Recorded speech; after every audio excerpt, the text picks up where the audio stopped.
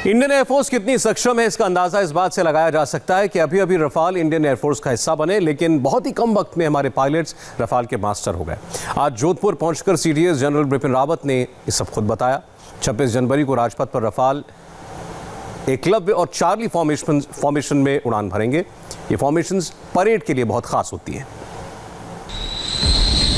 1 2 3 4 एक एक करके लैंड करते ये फ्रेंच एयरफोर्स के राफेल फाइटर प्लेन हैं। इन चारों फाइटर्स जेट के बाद फ्रांस का एयरबस A330 टैंकर लैंड करता है, जो हवा से हवा में फाइटर जेट में फ्यूल भरता है। इनके अलावा चारों राफेल के सामने A400M मिलिट्री ट्रांसपोर्ट प्लेन खड़ा है। ये पांचों विमान फ्रांस एयरफोर्स के हैं, जो इस वक्त जोधपुर में डेजर्ट नाइट 21 में हिस्सा लेने आए हैं।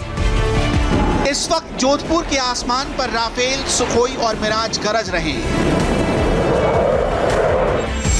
डेजर्ट नाइट भारत और फ्रांस का संयुक्त एयरफोर्स का युद्ध अभ्यास है, जो 20 जनवरी से 24 जनवरी तक चलेगा, जिसमें फ्रांस के 173 सैनिक, 4 राफेल, एक A330 tanker, A400M military transport मौजूद हैं, जबकि भारत की तरफ से Rafale, Sukhoi, Mirage 2000, IL-78 refuelling aircraft और अवाक्स विमान शामिल हैं। खास महत्व इसलिए है क्योंकि हमारे पास हाल ही में जो रफाल एयरक्राफ्ट इंडक्ट हुआ है, हमारे पायलट्स ने इस रफाल को, साथ में हमारे मिराज एयरक्राफ्ट, हमारे सुखोइस और फ्रांस की तरफ से उनके रफाल एयरक्राफ्ट जो हैं, इनमें जो हमने आपस में जो ट्रेनिंग करी है, इसमें हमने ये दर्शाया है कि किस तरह से हमारे भारतीय एयरफोर्स के जो पायलट हैं, कितनी जल्दी इन्होंने इस एयरक्राफ्ट पे अडेप्ट किया है।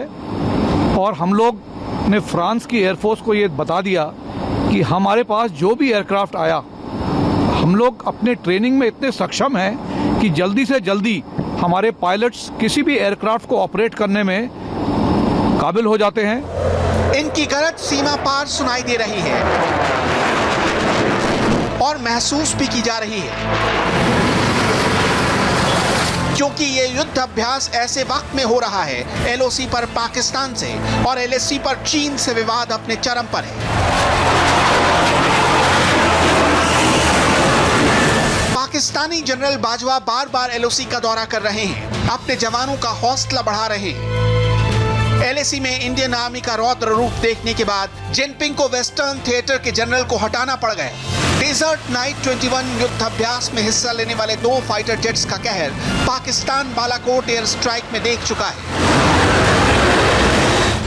मिराज 2000 ने आतंकी ठिकानों पर बम गिराए थे, जबकि सू MKI-30 ने मिराज को कवर दिया था। और अब एवेंजर्स फॉर्मेशन में राफेल शामिल हो गया है। राफेल के आने से एशिया में एयर पावर के समीकरण पूरी तरह बदल चुके हैं। ना पाकिस्तान और ना चीन के पास राफेल जैसे एडवांस प्लेन है। इसको राफेल का खौफ ही बोलेंगे। कुछ दिनों पहले ही पाकिस्तान और चीन ने मिलकर एयर एक्सरसाइज की। आनन फानन में पाकिस्तानी एयरफोर्स JF-17 विमान और शामिल किए गए। पाकिस्तान में जबरदस्त डर का माहौल है। उनको लग रहा है हिंदुस्तान किसी भी वक्त कभी भी पाकिस्तान पर हमला बोल सकता है और वो कुछ नहीं कर पाएंगे।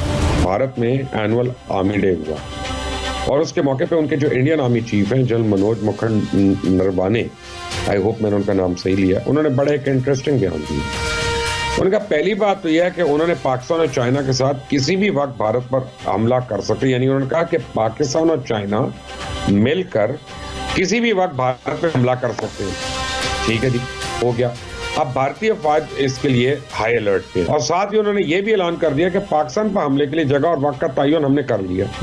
बड़ा ही इंटरेस्टिंग आदमी है। मैं आपको बताऊं कि अपनी मर्जी से, वो कहते हैं कि मैं आपको बताऊंगा कि हम अपनी मर्जी से किस जगह पाकिस्तान में कहां और कब हमला करेंगे, और हम आपको इस हमले की खबर देंगे। एक रोज पहले भारत के chief of army staff Naravane साहब ने विजिट किया अगले मोर्चों का।